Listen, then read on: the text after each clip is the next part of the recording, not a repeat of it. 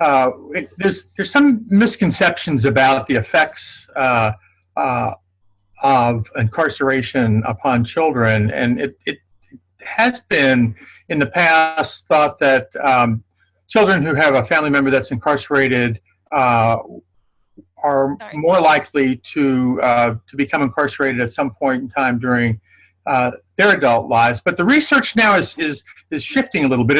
It's a little bit undecided about that, and there's been a misperception that there's really no basis in research right now to support the contention that, in fact, children of incarcerated parents are going to be more likely to be incarcerated. But as Melissa mentioned, they're affected in so many different ways, and those effects that occur because of a family member being incarcerated really do make growing up a lot more difficult and choices a lot more difficult for children. But we also know that children are incredibly resilient. And so rather than writing them off, which has been in some ways a way that we have dealt with children who have incarcerated parents, thinking, well, you know, they're not going to be any different than a parent, or that apple didn't fall very far from the tree. They have a likelihood of getting engaged in some difficult situations, and without family support, without support of the community, the possibility of them moving toward making some bad decisions is certainly present. But we shouldn't assume that because of that family situation that they're going to end up down the wrong pathway. And our responsibility for them, I believe, is to give them a sense of hope and promise that their lives can be different, and that because a parent has made a mistake, it doesn't mean that the world is going to end, that we have second chances and third chances, and that the possibilities are still unlimited for these children. But as a community, we really need to wrap our arms around them.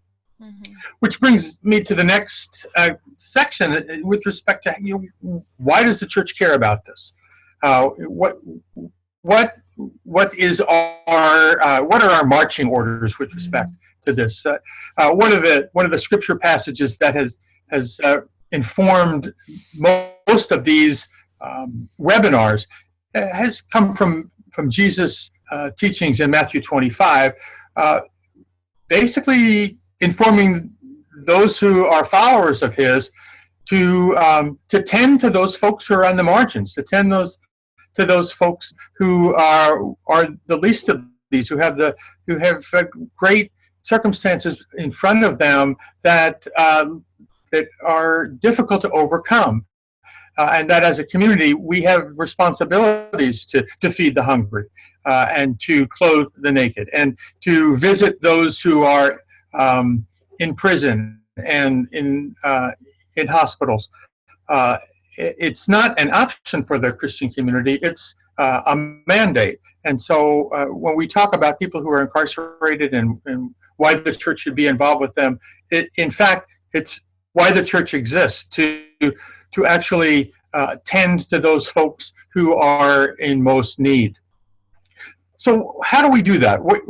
What are ways in which the church can interact with these families?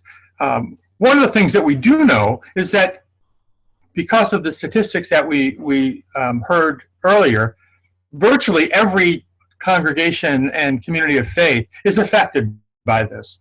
There are members in your congregations that have family members who've been incarcerated, whether it's in their immediate family or in their extended family. And as Melissa mentioned, there are effects not only on the children, but also on family and family dynamics. Because of the shame and stigma that's attached to this, many of those families begin to disappear. And they disappear from the life of the church, they disappear from their communities. And this is very, very unfortunate, because at this time of trauma and stress is when they need the most support, particularly from their church families. So one of the things that churches can do that I think we haven't been very vigilant about is creating that climate of welcome and inclusion, so that people don't feel that if they have a family member who's been incarcerated, that there's anything wrong with them or with their family, that they need to be able to come to a place where they are welcome, where they are included, where they're loved, and where they're supported. And that we can, by educating ourselves, begin reducing some of the stigma and some of the shame that's attached to that. This is certainly apparent in many congregations that are predominantly congregations of people of color, because of the disproportionate number of people of color who've been incarcerated. The effects on those congregations is even greater, and the shame and the stigma that's attached to that has led to many congregations just not talking about it and not providing any kind of programming to begin nurturing, supporting these families. But the more that we educate ourselves about these things, the more that we inform ourselves about the background, the context, the family structure, the way that families respond, the better able that we will be to provide a place where people are drawn to, so that they know that they can find that love and acceptance within the congregation. Some of those congregations where they've been members for many years, and some congregations where they may just be looking for that support that they've never looked for in the past. Other things that we can do is begin looking at ways that we can become stronger advocates for these families, as well as for those who are incarcerated, to begin looking at some justice reform issues, about the restoration of voting rights, about the possibility of expungement, about eliminating the boxes on employment applications that ask people to check whether they have been convicted of a felony. All of these things make the lives of those who are incarcerated as they come back into our communities much more difficult. But if we can begin as a church to begin advocating for fair and just laws and changes in the laws, the families that have been affected by this will hear that and see the churches as being advocates for them. The other thing that churches can do that is very important is to begin building networks of support. Some of this can be through mentoring programs that work with people as they come back, so they can kind of bridge that gap as they come back into the community, and to start this process early on. A lot of times in our faith-based communities, our responses are reactive responses, and so we often engage people when they're deeply into trauma, or they're deeply into the stress or distress of the circumstance. But in this particular circumstance, with people who are incarcerated, the earlier engagement is critically important. So when someone is arrested, it's important that the church doesn't turn its back, but begins to encircle that family, so that they know that they have support early on in the process. And it may be just helping them find resources that they may need along the way. It may be just giving them that support, that they're not alone in this process. We do well with trauma. When someone is sick or someone is ill, we respond fairly rapidly. When these occasions with respect to the judicial system occur, the church doesn't seem to be quite as vigilant. But this is another area where we can begin creating that atmosphere, creating that climate to say, this is part of who the church is. We understand that this is part of what our community is about. And just because there are family members who've made mistakes, who might be incarcerated, who have engagements with the criminal justice system, it doesn't mean that we aren't there with those folks as well.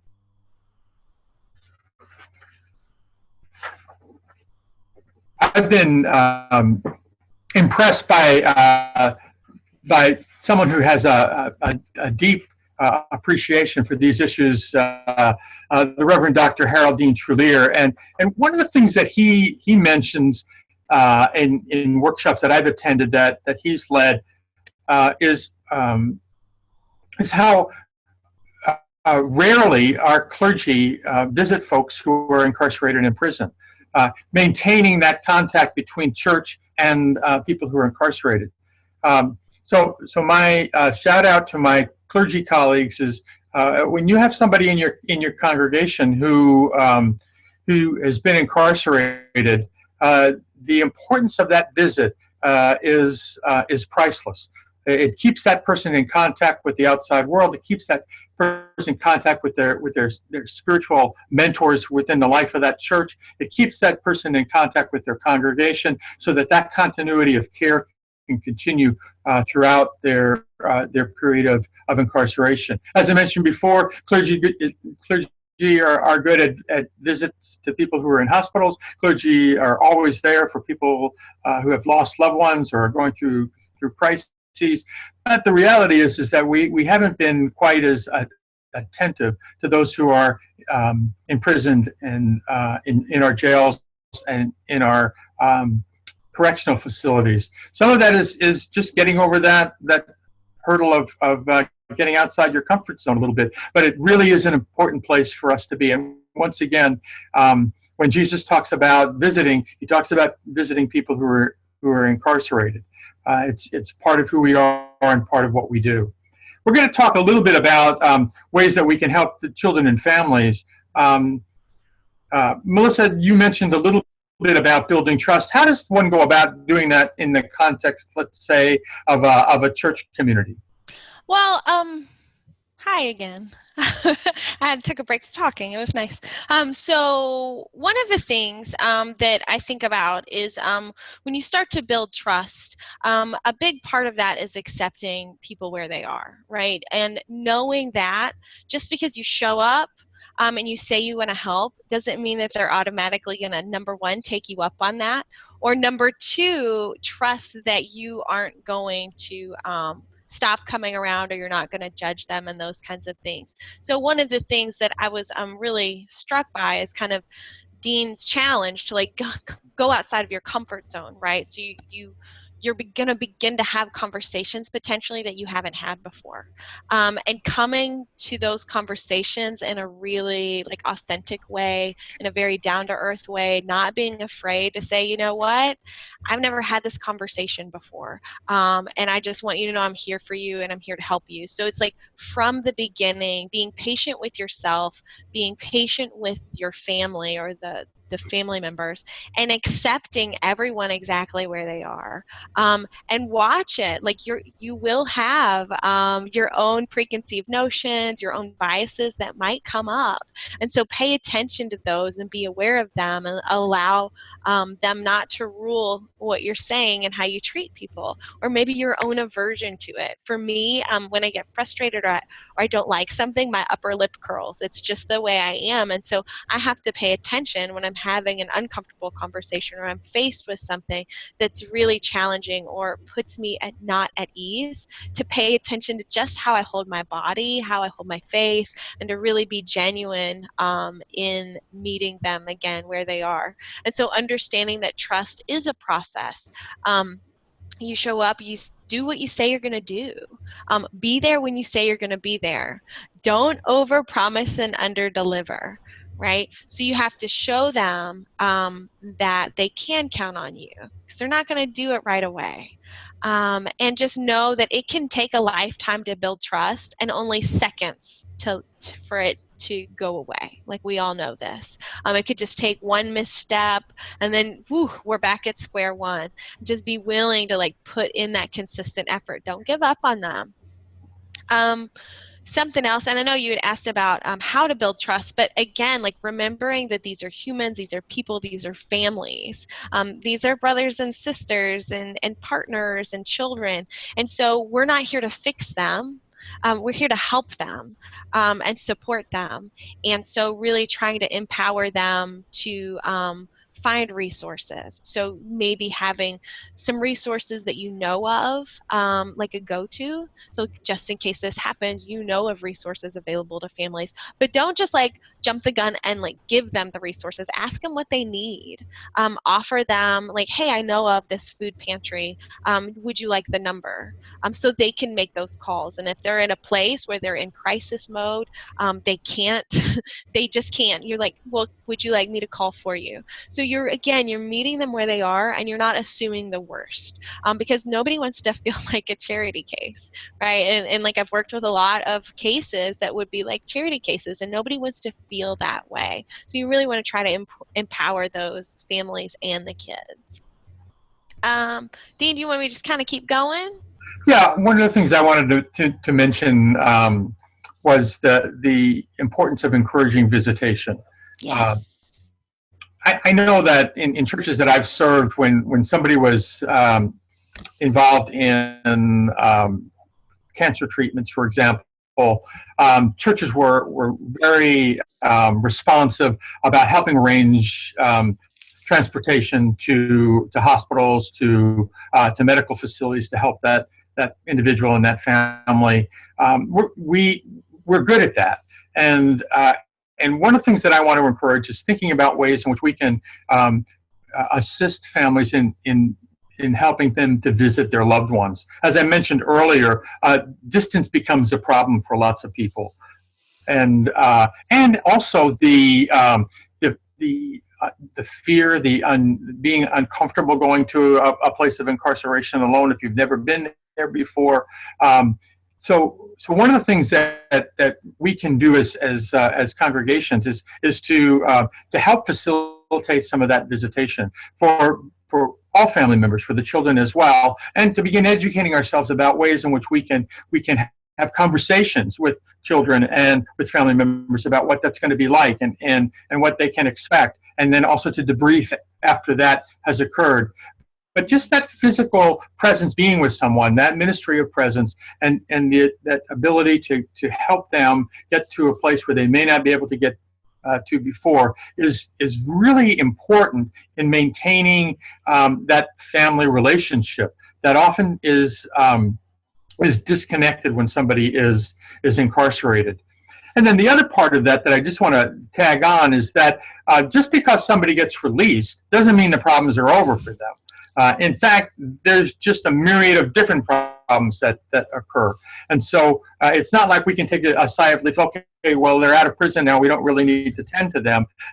That's really probably a time when people need to be most supported and to have an understanding that your whole family is welcome back into the faith-based community and into our churches and into our congregations, and that we want to be there for them as they move through that transition, because not only is the transition difficult for the person who's incarcerated, think of how quickly the world has changed even in 2 or 3 years, so that person has to make all those adjustments. But now you're reintegrating into a family that hasn't had this person as part of its family unit for a number of years, and what that may be like, and some of the issues there.